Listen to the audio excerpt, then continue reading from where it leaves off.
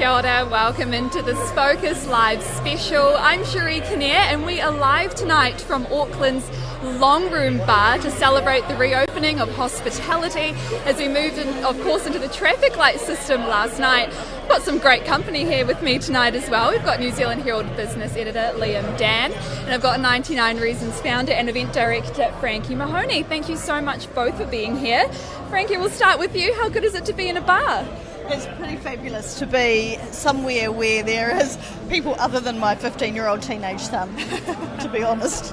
And just to be amongst other people, right? And also supporting these people. You know, these guys have been doing it really hard, and the guys here at Longroom are actually really good friends of mine. So, you know, to be here first today is pretty important. I dropped flowers off to Vivace restaurant this morning so that they could have, you know, a beautiful start to their day. You know, it's about supporting everyone. Oh, of course, yeah. And Liam, for yourself, I mean, you're normally a familiar face to me in the office, but during lockdown, I feel like I haven't seen you for what has been months, right? Yeah, months since I had a haircut or a shave or anything like that. I'll talk about economics anywhere, but this beats Zoom. It's actually quite exciting. Fun to be out and about finally. So you haven't managed to book a spot at the barber yet, have you? No, I haven't done that, and kind of, I don't know. We're almost into summer, right? So it's like I might just hang in there till February and then clean up properly. I don't know. Yeah, exactly. Now we're gonna order a drink soon as well. We're gonna do a bit of a cheers to celebrate the reopening of hospitality. We're gonna chat a little bit about business and events too, of course. But first of all, I want to have a little catch up about the lockdowns. How have you been finding it, Frank? I know for you working in events, it must have been a very quiet time. It was really quiet. We were looking at having our busiest year. To be fair, it still is our busiest year, but we had the Metro Awards the week of lockdown, we had Cure Kids Gala Dinner, and we had a 3-day conference that we had to literally undo, and 2 of them were moved and one was cancelled completely, so that was huge. You know, for us, events can take months and months of preparation, and then you have to undo it in a day, and it's pretty heartbreaking, you know. And then you go, now what do I do? Because there are no inquiries, nothing comes through. So do you pivot?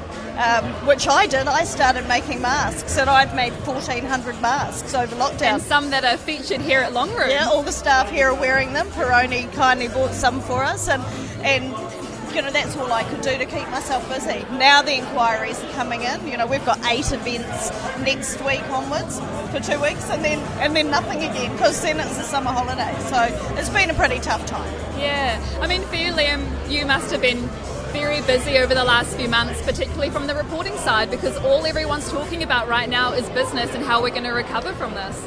Yeah, it's been a really complicated story to try and articulate, really. I mean, you know, when it all COVID first hit, it was apocalyptic, and we all thought it was the end of the world.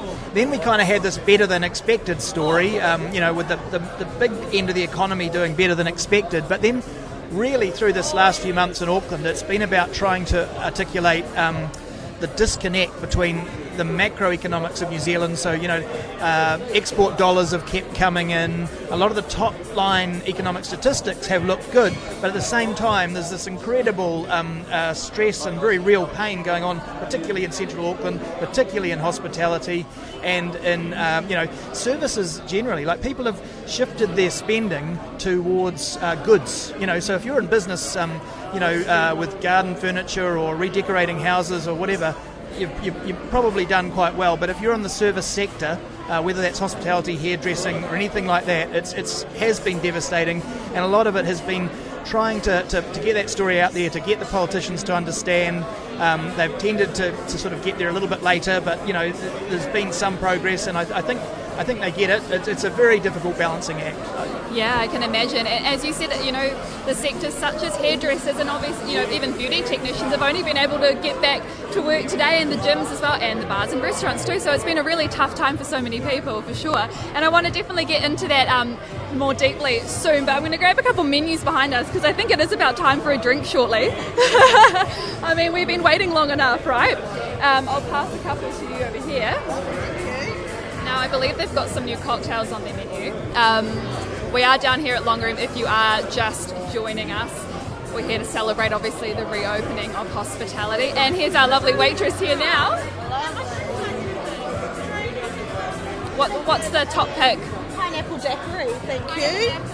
That one is a slushy. Yeah. Some really awesome looking cocktails. You know, the one thing I have been holding out the whole of lockdown is a good espresso martini. I have tried making it at home, but yeah. Espresso martini over here. I know, you just can't make it the same at home, eh? It's just not the same at home, you know, you need to get it in a bar.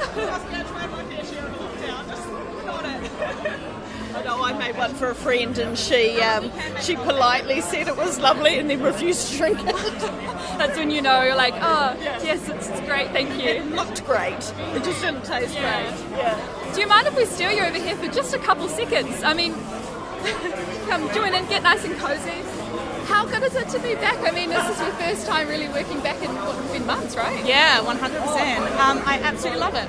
I totally love my job. I love meeting and interacting with new people, and especially because we've got a new menu, a new cocktail list and stuff like that as well. So learning and trying all the new stuff that we've got, trying to sell it to people is always good fun. It's really good. How have you been finding, obviously there's quite a few new kind of rules and regulations. We've all got our little stickers on, we've had our vaccine passes checked. So is it just about kind of getting used to all these new things you've got to remember to do? 100%. I think it's generally the first few people that came in, you're a bit like, oh, what do I say? But now that we've kind of gone through the motions quite a few times, we're pretty set and it's pretty okay. So, yeah. So far, I don't want to hold you too long. No, you must be so busy. But what do you think has been the most popular drinks so far? I see a lot of jugs around, a few cocktails. Yeah, most definitely espresso martinis and like just jugs of beer. Like so many jugs of beer. Yeah, I can imagine. Hey, thank you so much. All the best for the rest of the night. We look forward to our drinks. Awesome. I also look forward to that espresso martini. Thank you so much. We'll let you get back to work. Busy. You guys must be looking forward to having a nice proper drink again in a bar. Well, one that someone else has made. I think it's that piece that, you know, I make a lot of cocktails from having owned bars for years, but it's actually really nice when someone else does it, or someone else cooks you a meal, or all of those things. So, yeah, I'm really looking forward to a drink served on a tray. Yeah, just back in a cafe or a restaurant, you know. Yeah. Now, if we talk a little bit about, I mean, we've seen the disruption that COVID's had on business and events as well for yourself. If we're looking towards the recovery and what's to come, I mean, it looks like so far, and Liam, you might be able to comment on this, it looks like it's been a little bit slow to start with, this recovery. What do you kind of see for the next few months, and what do businesses need? Yeah. You know, it's really hard because there's this, you're always looking for a kind of a narrative to build on, and I guess the central narrative is that a slow recovery with all these additional problems of inflation, trouble getting staff, trouble getting goods and things, supply issues around the world. So the pandemic, on the one hand, particularly for the hospitality and services sector, as we say, has hit demand because people just can't get out. But then for the rest of the economy, it's been a supply side problem. And so that's affecting the labour market, for example, and it's so lumpy. So suddenly, if things boom, for example, around here on Ponsonby Road, there's going to be staffing issues and things like that because people have, unemployment is so low at the moment, which is really weird. I mean, it is, everything about the economy now is quite weird. And then, of course, overlaying all of that is around the world, threat of other variants. I don't even want to say the name right now.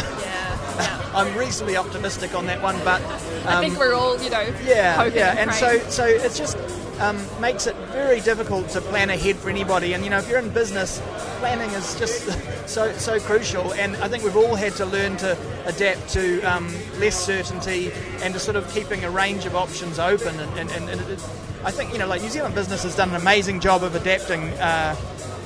Thus far, it sort of becomes a war of attrition, and I think the hard thing is that some businesses it's when you're getting near the end of the whole thing that you're going to start to see more fall over because it's just too hard to keep things rolling, unfortunately, sort of darkest before the dawn type thing. And so hopefully, fingers crossed, it's a straight line recovery from here, but we can't say for sure. Yeah, and I mean, we've already seen the effect COVID has had on so many things, including, prices of things as well. And we looked at a story last week predicting that the price of coffee, God forbid, is going to go potentially up in the next year. So many things it's affecting with supply chain issues as well. So How do you see that sort of panning out in the next, I mean, even if we look a whole year ahead, it's still going to be having a huge effect? Yeah, that's the big debate in the economic world right now, is how long all this inflation lasts. And you have a lot of people, especially older people, who can remember the 70s, 1980s, which I can just, is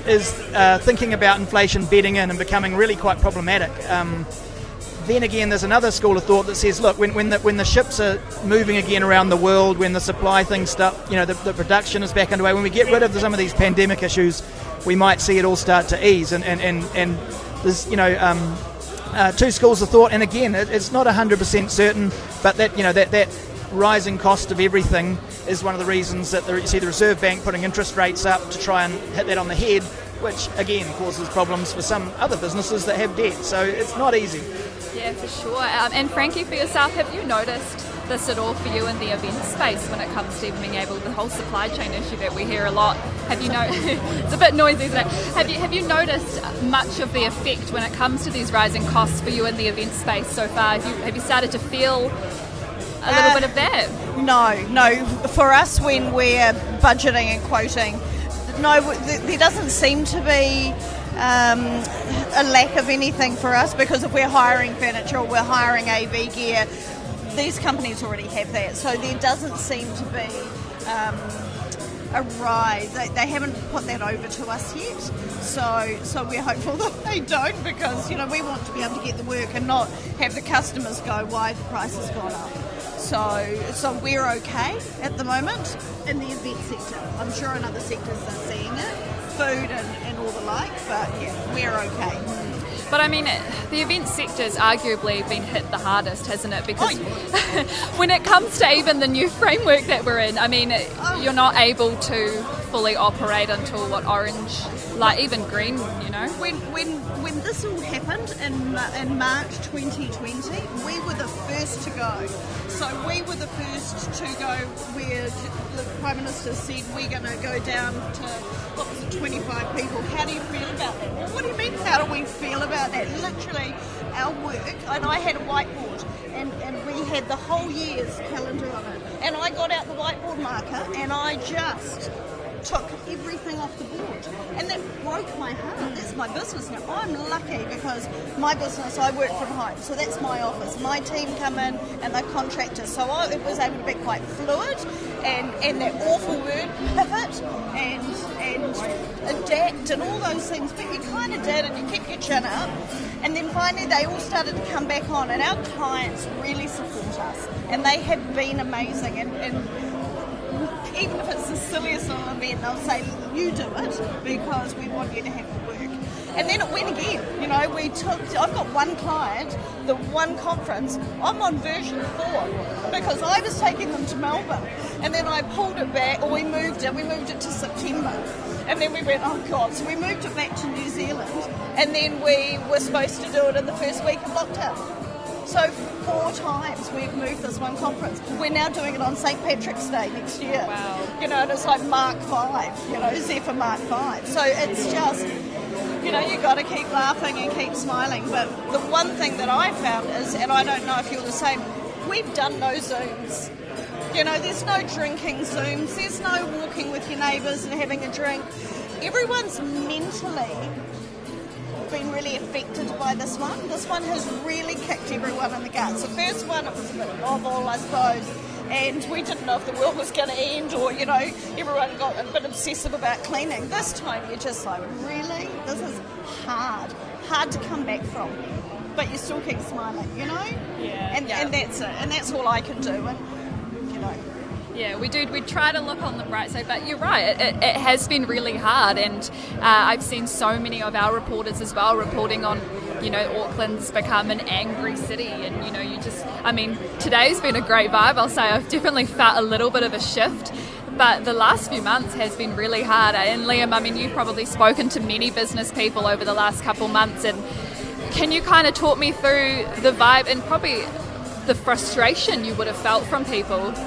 Yeah, I think everybody's living, you talk about things like anxiety, depression, everybody's living with heightened anxiety. I feel like it's you swing from anxiety to depression, and you got to you catch yourself for a nice bit in the middle, then you next. But the people I talk to in that central Auckland area, and I keep in touch with all the business association people, Michael Barnett and so on. I mean, real distress, and I've heard stories of people crying on the phone and all that kind of stuff, because it's some of it's frustration, some of it's it's really hard to underplay how much that anxiety and uncertainty affects people, in terms of not being able to sleep and not be able to function.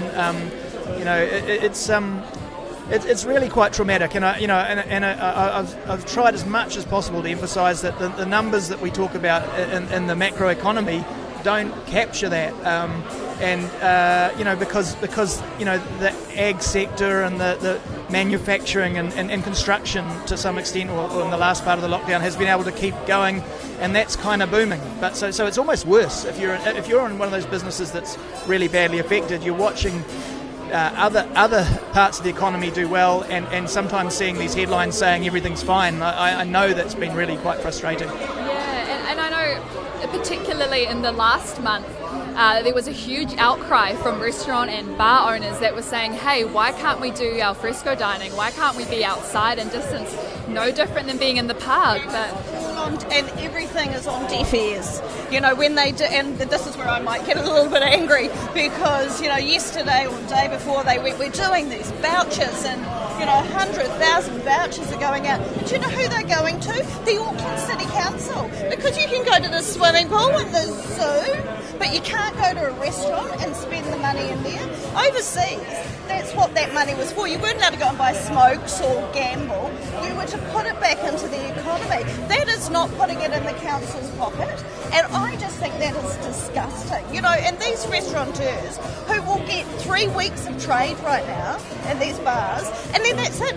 The minute the borders open on the 15th, everyone's going to be off like a shot to their beach houses because they need to repair the deck and paint the wood and water the garden and do all that stuff. They'll be gone. The city will be empty. And then those guys are going to be standing around. There's no wage subsidy. They don't care about that, because as far as they're concerned, we open today, so you're now okay. But the rest of the country have been on level 2, getting wage subsidy, the resurgence. We get nothing. It's stopped. So good luck, you're on your own. Don't worry if your business fails. And that's the piece where it's fallen on deaf ears, and it's just heartbreaking. And one of the things I think that you touched on about the depression and the anxiety and people trying to keep it at base is also this fear of failure. You've worked your butt off for your business, and we are business owners. We're not big corporates, we are business owners. We put our heart and souls into this business. And some of these people feel like they've lost everything, and they've lost faith. They feel like they've failed, forgetting that there's actually a pandemic and it's not their fault, but they feel like it is. And I think that I don't know how you can come back from that. I mean, I lost a friend to suicide on the first day of lockdown who was a restaurateur. And that was heartbreaking. One, because fundamentally, hospitality people are people, right? You want to be around your people, and you couldn't even do that. And we understood, it was first day of lockdown and you can't be with them. But it's hard. It's really, really hard. And there's going to be a lot of stories like that. And it doesn't just end today where they get to put money in the tills. In 3 weeks' time, it's going to be hard again. And obviously restaurants and bars especially being limited with 100 people at a time, that makes a big difference too. I mean, nonetheless, it is a great atmosphere down here. If you are just joining us, we are at Longroom in Ponsonby, and we've got some great guests here to talk a little bit about that. We are celebrating, of course, the reopening of it, but looking back a bit at, the last few months, and it has been really hard. It really has for Aucklanders, and it is great to finally be out here and to be able, we're going to have a nice cheers soon to Aucklanders. We've done it pretty tough, but we're here, we made it, and things are looking a little bit brighter, I'd say, in this new traffic light system. For you, Liam, do you see, red light, we don't know yet how long that's going to last, at least 2 weeks, potentially over summer. That's going to be quite tough on Auckland businesses too, but at the same time, they must be so thankful that they can open, they are able to have people through the door. If I had to put money on it, I'd say 2 weeks. I think the government, is, they get, it to an extent that they need to move Auckland along. When we get the double 90, I think, is probably the obvious trigger for going to orange. They seem to be emphasising that it's more about vaccines, and obviously some relatively good news and case numbers in Auckland in the past few days as well. So, whoa, here we go. We've got don't mean to cut you off, but we've got a nice looking couple of drinks coming in here. Oh, look at that. We'll shuffle them along. Right, who's who? I think you've got the slushy one. Oh, that looks lovely.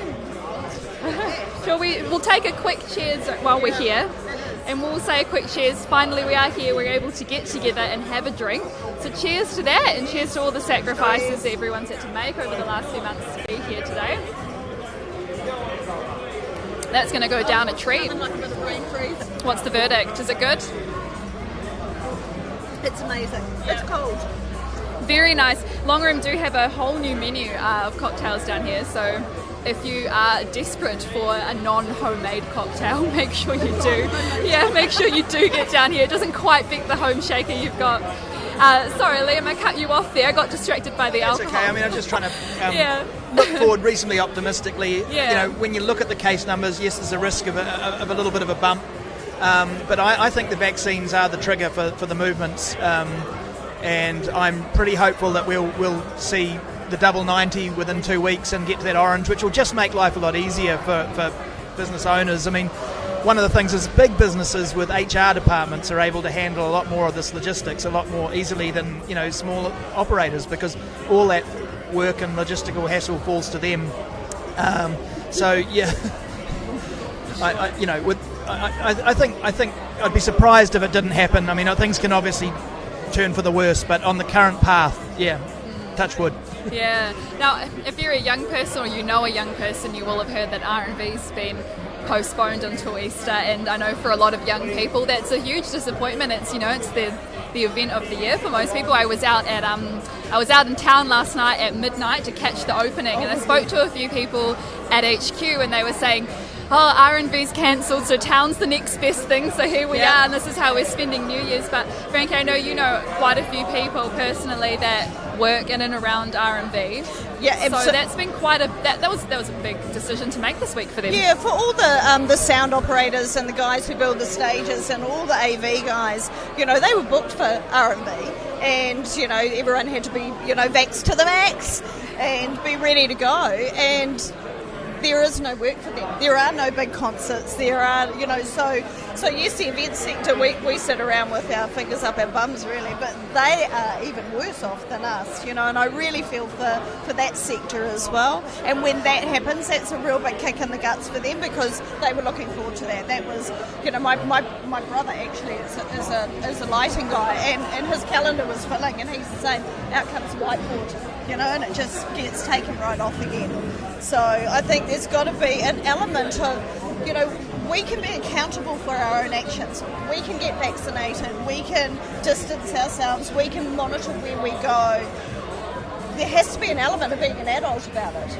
And I think you've got to open up at some stage and trust us. And yes, there's going to be the idiots, but there's a lot more smarter people than there are idiots.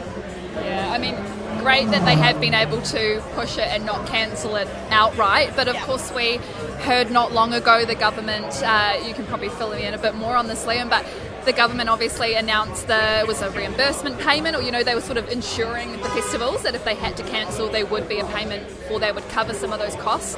Is that, you know, do you think that the amount that they were putting up as well, is that enough? You know, was that enough to assure these festivals? It's difficult. I mean, it's great they do it. It's kind of never going to be enough, because you can't sort of completely balance the risk. You know, and other festivals have done, you know, made pragmatic calls already. I think the Sound Splash has moved from Raglan, where they don't think the vaccination rates will be high enough, to Hamilton, which my daughter's not so thrilled about being in a paddock in Hamilton. No offence, but to Hamilton. but you know, it makes some sense. It means it's probably far more likely to happen. But you know, again, hopeful that you know, that we get to the point where those later summer festivals are clear, because I really think they're putting a lot of weight on the vaccinations, and we're getting close, and it's painfully close, you know, in some cases. So, you know, there's got to be a pragmatic call at some point when you're just that close, and you're looking at a few holdouts holding up a huge amount of business for a region, business that is really important for a lot of those regions. if you are just joining us, we don't have too much longer here for our chat, but we are here in Ponsonby at Longroom Bar, which opened up last night at midnight. They welcomed people through their doors already. They've also got a really great New Year's party planned too. Do either of you have new Year's plans that you might have had to sort of rejig, that you know got changed? Yeah, ours are all rejigged because we switched, our camping crew switched out of heading to the far north for Coromandel, so a bit like the Sound Splash thing, just for somewhere with the higher, and that meant we couldn't get in for New Year's Eve, so we arrived camping January 1, so I don't know if that means New Year's is a bit of a washout for us or what. I'm not sure either, or it's packing to go camping with a hangover, I don't know. What about you, Frankie? Have you had any plans? No, I don't ever. I'm a hospo chick from way back, so New Year's is just another day for me. So I haven't any plans. My son has just started working at San Restaurant just down the road as a 15-year-old. And the roster will dictate. Right. Because he's got to learn that you can't just not turn up to work. So we will see how that pans out. And, I'm excited for him to be the next generation of hospitality, because he hasn't been at school. Yeah, that's another point, isn't it? Yeah. I'm glad this year I very early thought, I'll have a chill New Year's. I've done a few festivals, but looked like that was maybe the right decision. Yeah. It looks like we'll all be spending it probably a bit more low-key than normal years. But hopefully, if you manage to get a booking at a bar, you might be able to, have a drink. Well, that's right. There's going to be plenty of places like HQ, the Longroom here. All these guys will do Christmas and New Year's parties, so support them. And they need it, right? And they really need do. it. They desperately need it because, as I said before, fundamentally these guys are people. They want to be around people. They are in the area of service, and they want to service you, Yeah. and make you have a great time. So support them.